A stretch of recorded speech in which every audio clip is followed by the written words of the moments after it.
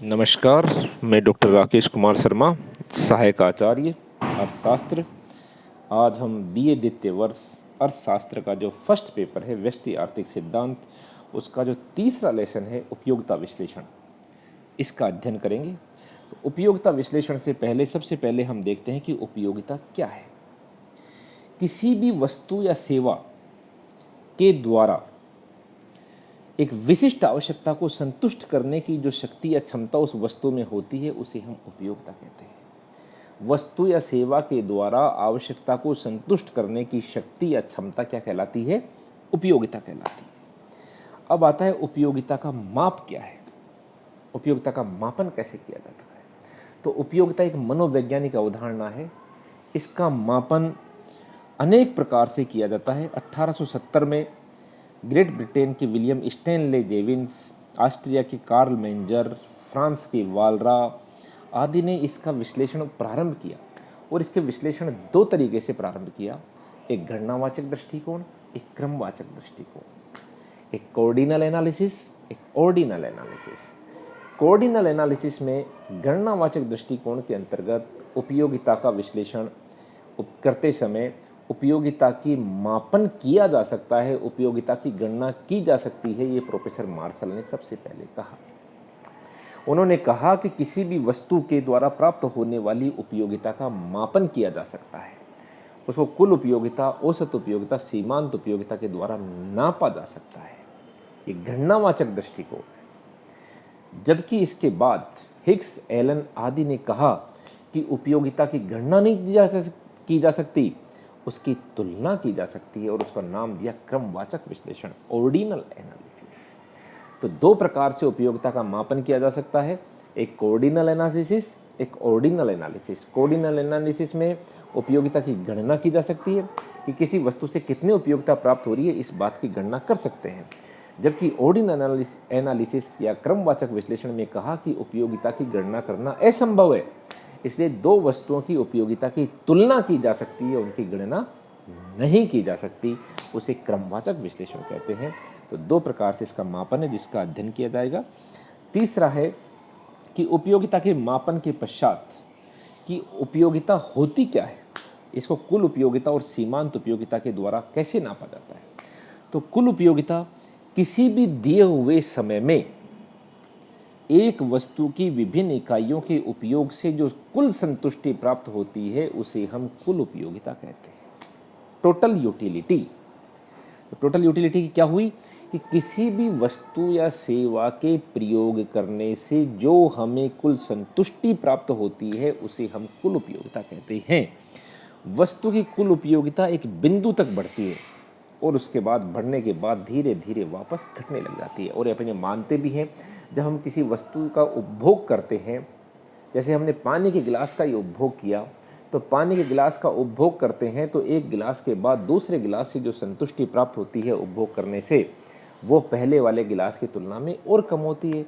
तीसरे गिलास से उससे भी कम होगी, उसके बाद हमारी संतुष्टि टॉप पे होगी, और यदि और ज़्यादा उपभोग करेंगे तो कुल उपयोगिता बजाय बढ़ने के घटने लग जाती है, हमें बजाय संतुष्टि होने के उससे नुकसान होने लग जाता है। तो कुल उपयोगिता के बाद सेकेंड है सीमांत उपयोगिता। सीमांत उपयोगिता एक दिए हुए समय में उपभोक्ता के द्वारा एक वस्तु की एक अतिरिक्त इकाई के उपभोग से कुल उपयोगिता में जो परिवर्तन होता है उसे सीमांत उपयोगिता कहते हैं। यानी कि कुल उपयोगिता है वस्तु की विभिन्न इकाइयों के कुल उपभोग से प्राप्त कुल संतुष्टि, और सीमांत उपयोगिता है कि जैसे एक वस्तु के बाद एक अतिरिक्त वस्तु का उपभोग करते हैं तो अतिरिक्त वस्तु का उपभोग करने से कुल उपयोगिता में जो परिवर्तन आता है उसे सीमांत उपयोगिता कहते हैं। और इनमें आपसी रिलेशन है, और वो रिलेशन क्या है कि जब कुल उपयोगिता बढ़ती है तो सीमांत उपयोगिता घटती है।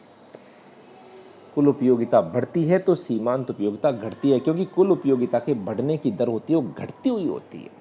हमने अगर एक चपाती या एक रोटी खाई है तो पहली रोटी से जो संतुष्टि प्राप्त हुई मान लो 10, दूसरी रोटी से जो संतुष्टि प्राप्त होगी वो होगी 8, तीसरी रोटी से जो संतुष्टि प्राप्त होगी वो होगी उससे भी कम 6, चौथी रोटी भी खा ली तो हमारी जो जो संतुष्टि होगी होगी टॉप पर, कंप्लीट, क्योंकि हमने पूरा खाना खा चुका। उसके बाद अगर हम और भी खाना खाते हैं या पांचवी रोटी खाते हैं तो बजाय संतुष्टि बढ़ने की घटती है कुल संतुष्टि। तो जो अतिरिक्त इकाई का उपभोग करने से जो कुल उपयोगिता है उसकी बढ़ने की दर घटती हुई होती है, इसलिए सीमांत उपयोगिता लगातार घटती हुई होती है। तो रिलेशन ये स्थापित हुआ कि जब कुल उपयोगिता बढ़ती है तो सीमांत उपयोगिता घटती है, जब कुल उपयोगिता टॉप पर होती है तो सीमांत उपयोगिता शून्य होती है, और जब कुल उपयोगिता घटने लग जाती है तो सीमांत उपयोगिता घट करके ऋणात्मक हो जाती है। उस समय सीमांत उपयोगिता घट करके क्या हो जाती है, ऋणात्मक हो जाती है।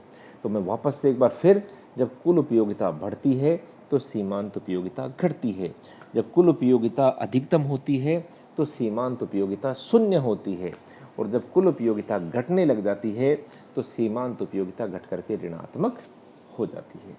तो इसी रिलेशन में जब कुल उपयोगिता सीमांत उपयोगिता लगातार घटती जा रही है तो एक नया नियम प्रतिपादन किया गोसेन ने, और वो नियम दिया सीमांत उपयोगिता ह्रास नियम, law of diminishing marginal utility. इसमें क्या है कि जब हम किसी भी वस्तु की अतिरिक्त इकाइयों का उपभोग करते हैं साधारण भाषा में, तो सीमांत उपयोगिता या कुल उपयोगिता या एक अतिरिक्त इकाई से प्राप्त होने वाली उपयोगिता लगातार घटती जाती है। इसे सीमांत उपयोगिता ह्रास नियम कहते हैं। और प्रोफेसर मार्शल ने इस नियम की परिभाषा दी है कि किसी भी व्यक्ति के पास किसी वस्तु के स्टॉक में दी हुई वृद्धि से जो अतिरिक्त लाभ प्राप्त होता है वह उसके पास पहले वाले स्टॉक में होने वाली वृद्धि के साथ लगातार घटता जाता है। अर्थात किसी भी व्यक्ति के लिए एक वस्तु की सीमांत उपयोगिता उसके पास पहले से पाई जाने वाली वस्तु की मात्रा में प्रत्येक वृद्धि के साथ लगातार घटती जाती है। साधारण भाषा में फिर से कहूँ कि जब हम किसी वस्तु की अतिरिक्त इकाइयों का लगातार उपभोग करते जाते हैं तो एक अतिरिक्त इकाई से प्राप्त होने वाली संतुष्टि या सीमांत उपयोगिता लगातार घटती जाती है। इसे सीमांत उपयोगिता ह्रास नियम कहते हैं। और ये सीमांत उपयोगिता ह्रास नियम लागू कब होता है, इस नियम की कुछ मान्यताएं हैं, इनको स्थिर रखने पर ही ये नियम लागू होता है। नंबर 1, उपभोग का समय नहीं बदले। अगर किसी व्यक्ति पर ये सीमांत उपयोगिता ह्रास नियम लागू करना है तो एक निश्चित समय में ही इस नियम को लागू किया जा सकता है। अगर किसी को जैसे अपन साधारण भाषा में एग्जाम्पल दें कि किसी के ऊपर अगर रोटी खिलाने से सीमांत उपयोगिता ह्रास नियम का अध्ययन करना है तो एक निश्चित समय में उसको वहीं पर बिठा करके अगर रोटी खिलाई जाए लगातार, अगर एक रोटी सुबह खिला रहे हैं, एक शाम को खिला रहे हैं, एक दूसरे दिन खिला रहे हैं, तो सीमांत उपयोगिता ह्रास नियम लागू नहीं होगा। उस पर्टिकुलर टाइम पे लगातार उपभोग करेंगे तो ही लागू होगा। उसकी कोई रुचि में परिवर्तन नहीं होना चाहिए व्यक्ति की में, उसकी आय स्थिर रहे, वस्तु की कीमत स्थिर रहे, मानसिक स्थिति में कोई परिवर्तन ना हो। व्यक्ति की ये पागल व्यक्तियों पर यह नियम लागू नहीं होता है। और उपभोग की इकाइयाँ हैं वो पर्याप्त मात्रा में होनी चाहिए। अगर पानी के गिलास का अध्ययन कर रहे हैं और उसको बूंद बूंद उसके मुंह में डालेंगे तो अनगिनत बूंदों के बाद भी ये नियम लागू नहीं होगा। क्यों? क्योंकि पर्याप्त एडिक्वेट मात्रा होनी चाहिए सीमांत उपयोगिता ह्रास नियम को लागू करने की। इसके बाद हम आगे देखें तो ये इसकी टेबल, और टेबल में बता रखा है कि जैसे रोटी के ऊपर हम इसका अध्ययन कर रहे थे तो रोटी की एक इकाई मात्रा को काम में लिया, एक इकाई मात्रा को काम में लेने से हमारी कुल उपयोगिता है 12, तो सीमांत उपयोगिता भी 12। उसके बाद जैसे कुल उपयोगिता बढ़ती जा रही है लेकिन सीमांत उपयोगिता लगातार घटती जा रही है। दूसरी इकाई काम में ली तो कुल उपयोगिता हुई 20 और सीमांत उपयोगिता रह गई 8। तीसरी इकाई को काम में लिया, तीसरी रोटी खाई हमने तो कुल इकाई हो गई 26, जबकि इन दोनों का डिफरेंस रह गया 6। सीमांत उपयोगिता का मतलब है कुल उपयोगिता में होने वाला परिवर्तन। कब? एक अतिरिक्त इकाई के उपभोग से कुल उपयोगिता में होने वाला परिवर्तन। तो जैसे जैसे हम एक अतिरिक्त इकाई बढ़ा रहे हैं कुल उपयोगिता में जो परिवर्तन हो रहा है वही सीमांत उपयोगिता है।